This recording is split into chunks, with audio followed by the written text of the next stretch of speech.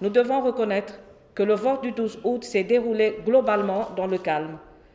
On a noté une certaine amélioration dans la maîtrise des procédures de la part des agents électoraux par rapport au premier tour.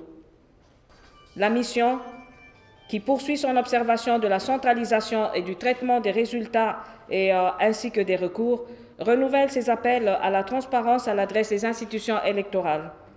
Notre mission d'observation souhaite notamment que le ministère de l'administration territoriale et de la décentralisation publie, comme l'avait fait au premier tour, et dès que possible, la liste détaillée des bureaux de vote où le vote n'a pas pu se tenir, ainsi que l'intégralité des résultats provisoires, bureau de vote par bureau de vote, conformément aux bonnes pratiques électorales.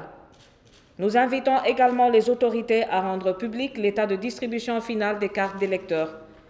Parmi les autres mesures de transparence, la mission d'observation électorale de l'Union européenne demande que l'accès des observateurs nationaux et internationaux à la centralisation soit garanti par l'administration électorale dans les mêmes conditions que lors du premier tour et que le traitement par la Cour constitutionnelle des résultats réponde aux mêmes critères.